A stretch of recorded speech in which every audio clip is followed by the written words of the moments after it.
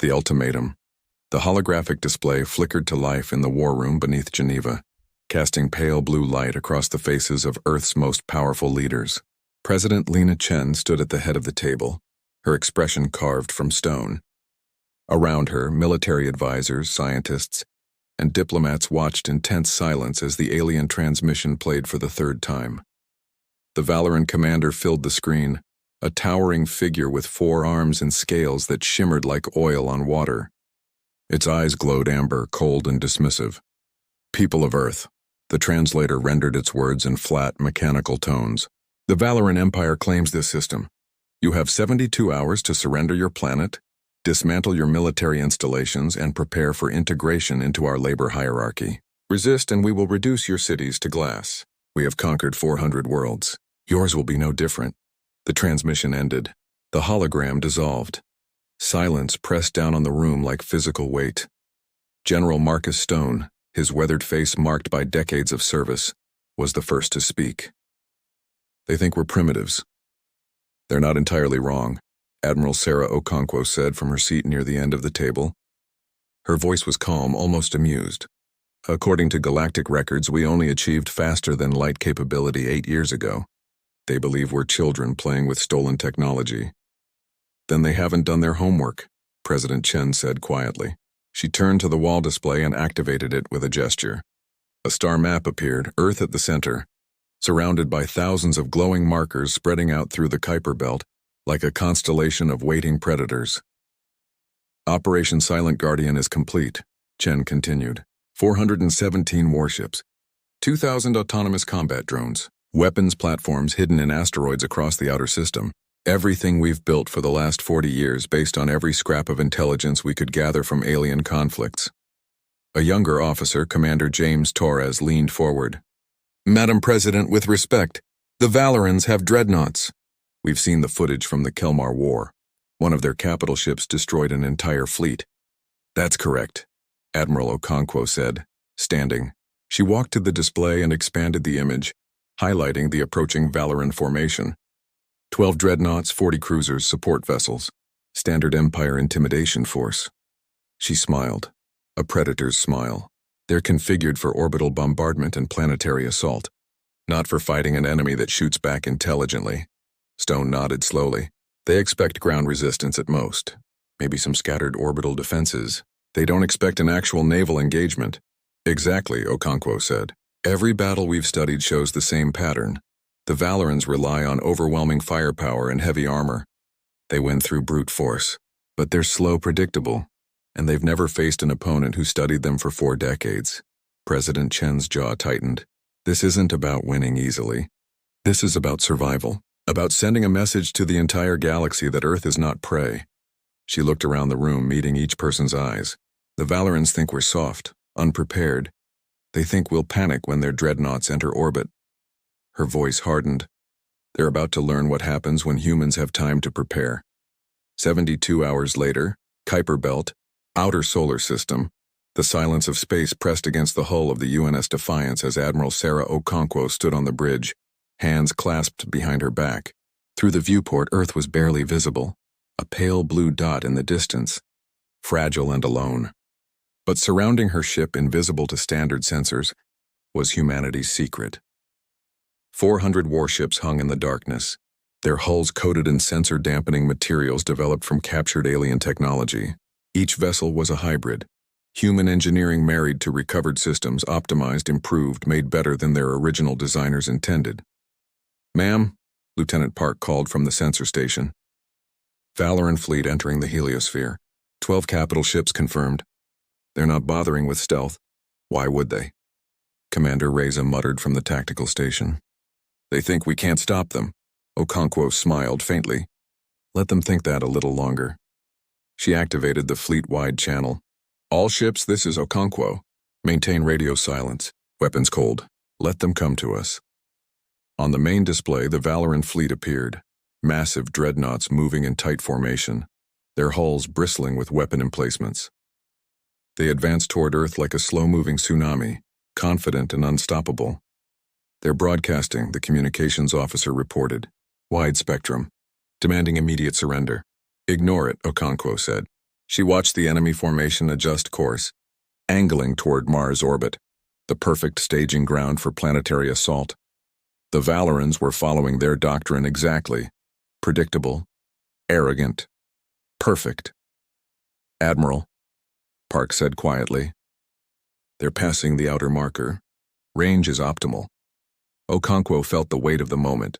40 years of preparation, the hopes of billions, the future of humanity itself. She thought of the Valoran commander's words. "We have conquered 400 worlds, not this one." "All ships," she said, her voice steady and clear. "Drop stealth. Lock targets. On my mark." Across the Kuiper Belt, 400 warships came alive. Power signatures bloomed like stars being born. Targeting lasers painted the Valoran. Dreadnoughts in invisible light. The enemy fleet suddenly realized they were not alone. Admiral Okonkwo smiled. "Fire. First. Blood, the first salvo from humanity's hidden fleet, lit up the darkness like a newborn. Sunton, thousands of missiles erupted from their launch tubes, not the crude chemical rockets of Earth's past, but plasma-tipped warheads wrapped in gravitational accelerators, each one guided by AI that had studied Valoran shield frequencies for decades. Commander Reza watched his tactical display with fierce concentration. Missiles away. Time to impact 40 seconds. On the main screen, the Valoran fleet's formation wavered. Their sensors had finally detected the threat, but their reaction was sluggish, confused. The dreadnoughts began rotating, bringing their heavy shield generators to bear, but they moved like ancient battleships trying to swat at fighter jets. "They're hailing us," Lieutenant Park reported, surprise evident in his voice. "The Valoran commander is demanding we identify ourselves."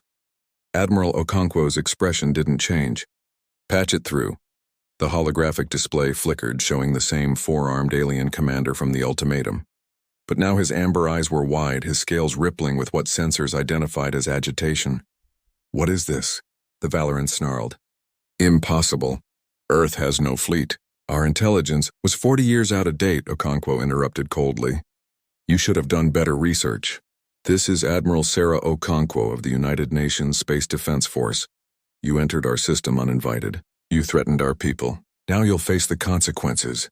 You dare impact in 10 seconds, Reza called out. Okonkwo cut the transmission. The Valoran dreadnought's point defense systems came alive, filling space with interceptor fire. Dozens of human missiles exploded harmlessly against the defensive barrage, exactly as planned. Phase 2, Okonkwo commanded. Execute. Hidden among the missile swarm were smaller, faster penetrators, human ingenuity at its finest. While the Valorans' automated systems focused on the obvious threats, these tiny drones slipped through the defensive fire like ghosts. They struck shields at precise frequencies, not to break through, but to resonate. The Valoran shields flickered for just microseconds, but microseconds were enough. The real warheads followed immediately behind. VNS Eternal Dominion. Valoran flagship fleet commander Krasthor watched in disbelief as explosions blossomed across his forward screens. The Sovereign Fist, a dreadnought that had crushed resistance on 30 worlds, shuddered under multiple impacts. Its shields collapsed in sections and hull breaches vented atmosphere into the void. Impossible, he roared, his forearms slamming against the command console. They're primitives. They barely have spaceflight. His tactical officer's voice was shaken. Commander, they're using coordinated AI targeting. Predictive algorithms. They knew exactly where to hit our shields. This level of sophistication, I don't care about sophistication, Krasthor bellowed. Return fire. All weapons. Reduce their fleet to debris. The Valoran dreadnoughts responded, their massive plasma cannons charging with power that could crack continents. Energy beams lanced out across millions of kilometers, aimed at the human warships that had dared to challenge the Empire. But the human ships were already moving. UNS Defiance, bridge evasive pattern Delta 7, Okonkwo ordered calmly as proximity alarms screamed. The Defiance rolled and dove, her engines burning at maximum thrust. Around her, the human fleet scattered like a school of fish, each ship following pre-calculated evasion routes. The Valoran beams missed by hundreds of kilometers, targeting solutions designed for slow, heavily armored opponents facing opponents designed for speed and agility. Their targeting computers can't track us, Commander Reza said with grim satisfaction. We're too fast, too unpredictable. Don't get cocky, Okonkwo warned. They'll adapt. Helm, bring us around. Weapons, prepare railgun batteries. The Defiance curved through space in an arc that would have crushed any crew without inertial dampening. As she came about, her railguns, electromagnetically, accelerated tungsten rods moving at significant fractions of light. Speed spoke with devastating precision. The projectiles struck the wounded Sovereign Fist along its damaged sections. Without shields, the Dreadnought's armor crumpled like paper. Secondary explosions rippled across its hull. Direct hit, Reza shouted. Their number 3 ship is crippled. Across the battlefield, the pattern repeated. Human warships, smaller, faster, more maneuverable, danced around the Valoran giants, striking at weak points with surgical precision. They fought like wolves harrying mammoths, never staying still long enough to be targeted, always attacking from unexpected angles. VNS, Eternal Dominion, damage report, Krasthor demanded, watching his fleet's formation crumble on the tactical display. 3 dreadnoughts already showed critical damage. His cruiser screen was being torn apart by swarms of human attack craft. Commander, we're taking losses, his tactical officer reported, struggling to keep his voice steady. These humans, they fight like the Kryn Raiders. Multiple attack vectors, superior coordination. Our standard doctrine isn't effective. Krasthor's scales flushed dark red, a color that among Valorans signaled rage. We are the Valoran Empire. We have conquered 400 worlds. We will not be defeated by these. An explosion rocked the flagship. Alarms wailed across the bridge. Shield Generator 3 is offline, someone shouted. Hull breach on decks 9 through 12. Krasthor stared at his screens, watching human warships move with impossible coordination. They weren't fighting like primitives desperately defending their world. They were fighting like a military force that had trained for this exact scenario, because they had. For 40 years, humanity had watched Valoran battles.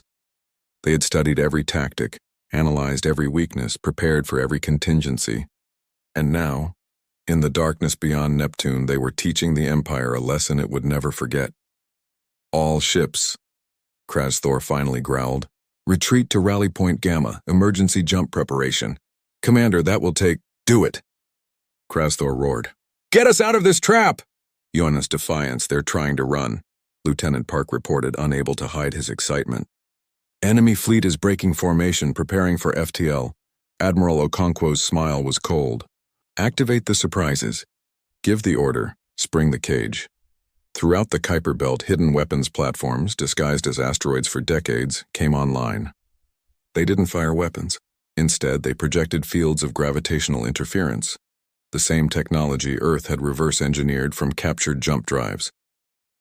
The Valoran ships began their FTL sequence, and nothing happened. Their drives stuttered, failed, reset, tried again. They were trapped. This is Admiral Okonkwo to all human forces, she broadcast. The enemy cannot escape. Now we show them what happens when you threaten Earth. All ships press the attack. 400 human warships surged forward as one, closing in on the panicking Valoran fleet like the jaws of a trap 40 years in the making. The galaxy had called humanity primitive. The galaxy was about to learn a very painful lesson.